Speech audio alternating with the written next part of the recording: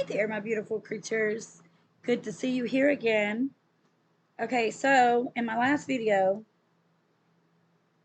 not last, but one of my videos, we were talking about how to actually thread your yarn, sorry, F&D kicked in, thread your yarn through a straw to make it easier and faster to go around the loom. Now, first, I'm not going to show you exactly how to do it. I'm going to show you some do nots, some don't. I've seen on a lot of tutorials on how to loom. They will already have the straw on the string and they going around. I've only seen like 3 or 4 videos to where they show you how. And some of them, they will show you how to thread it through with this and then put it through so it'll fall through. Now I'm going to tell you, that does work, but not for bulky, chunky yarn. It will get stuck. And I'm going to show you what I mean. Okay, so normally with a little string or yarn, whatever you want to call it, you thread it through, right? Like if you were sewing, you thread it through, and if it's little enough and not hairy enough, it will go straight on through and won't get stuck. Now, you could try to poke at it all you want. It's not coming through the other side. Not with that. That's just, at this point, it's just wasting your time. You're going to get frustrated. You're going to get heated. You're going to take a break and go out and smoke a cigarette or take a break and get some coffee or whatever, which breaks are fine. But you also wanted to get it threaded on first and then take a break. So when you get back, you can just get her done.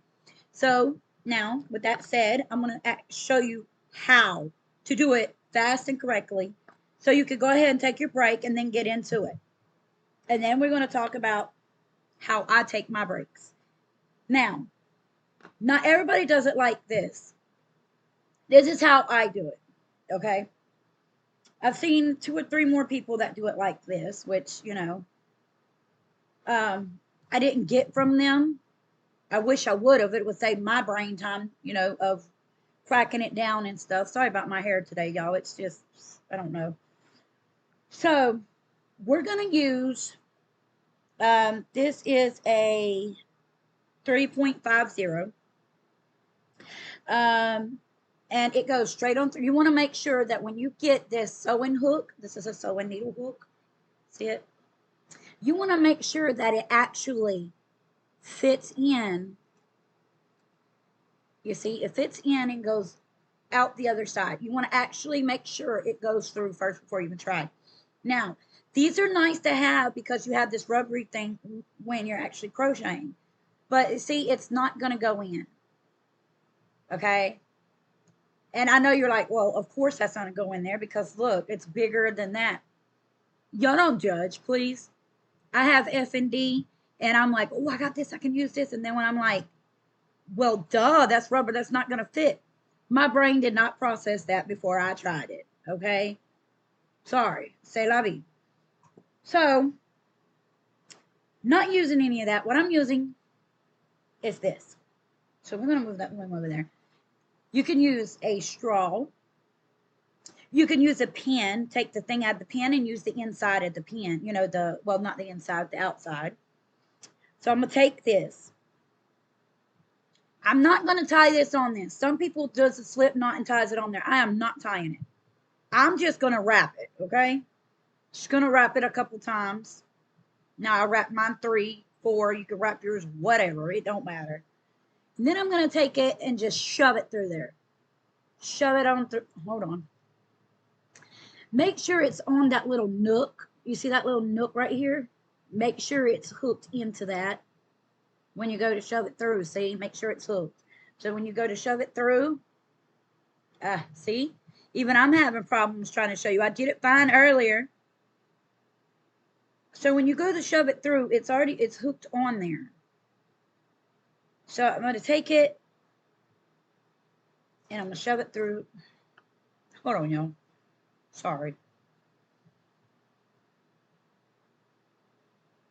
And now I know this is why they tie it, but I don't want to tie mine because God forbid it gets in a knot and I have to cut it again. And, you know, I just don't like tying mine. Okay, you see how it is in there now? I pushed it in.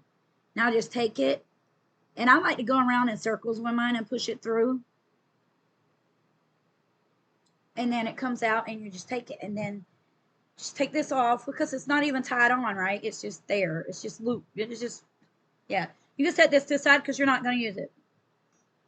Not right now. So I'm going to put all my little things in my cup so I don't lose them. All my little knitting thingy, my bobber, jiggers, whatever, and my scissors. I don't need them. I'll put them away. Put them on the side over there because I do not need them at this moment.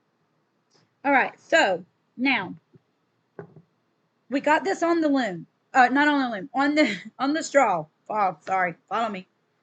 Now we're gonna do a slip knot. The way I learned how to do a slip knot is you wrap it around your 2 fingers and then you come back. Hold on.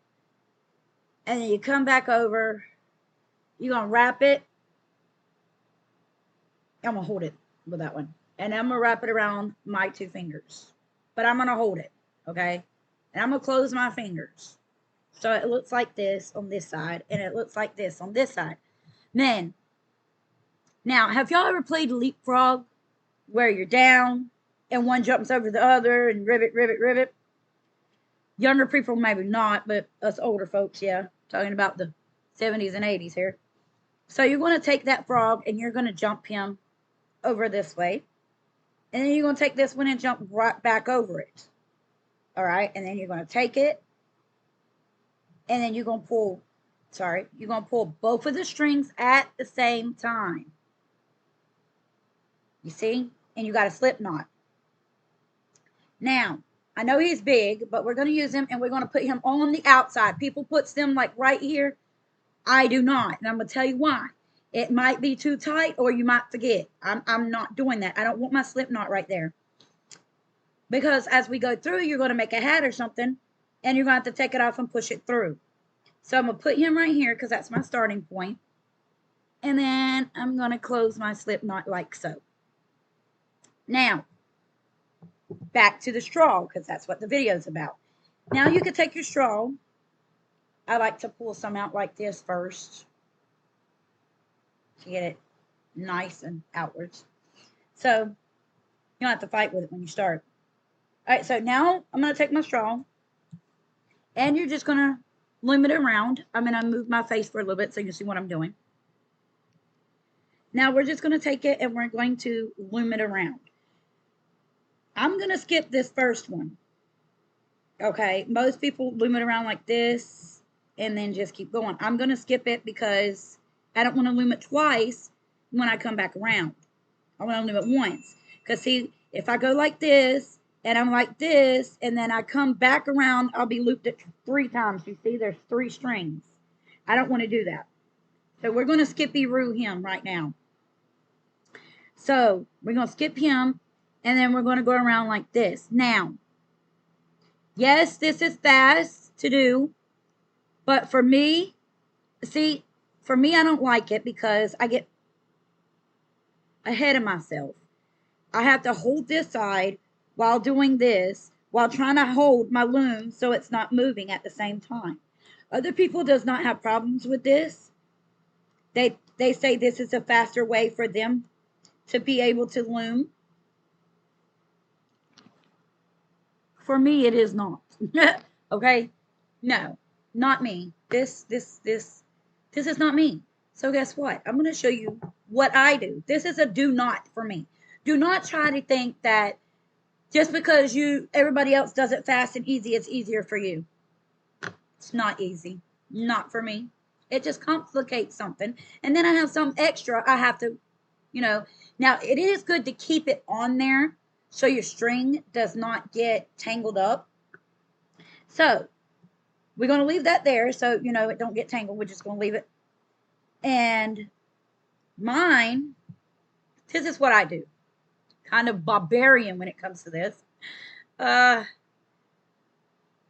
So, this is what I do. Still going to skip that one. I'm going to hold this to the back and hold this, like tambourine. And then I'm going to go around in a circle, and this is how I do mine. This to me is a whole lot easier and a whole lot faster. Everybody puts it down because they want it to sit on the table or whatever. I don't. I cannot sit mine down. I have to keep feeding it like this. Yes, with the straw, would it be a lot faster? Yes, it will be a lot faster with the straw. Not for me. You see how it's a whole lot easier for me to go around like this, just keep going, and the straw is right there.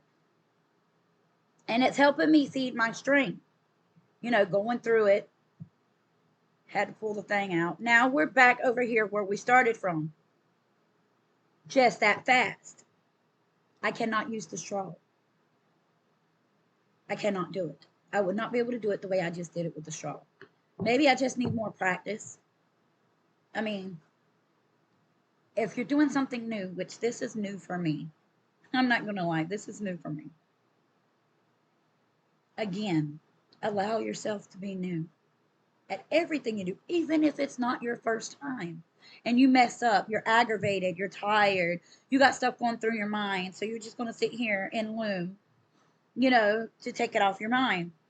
Allow yourself to be new in any situation, even if you're not. Okay.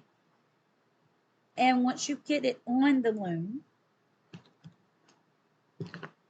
once you get your straw on and this on, stop.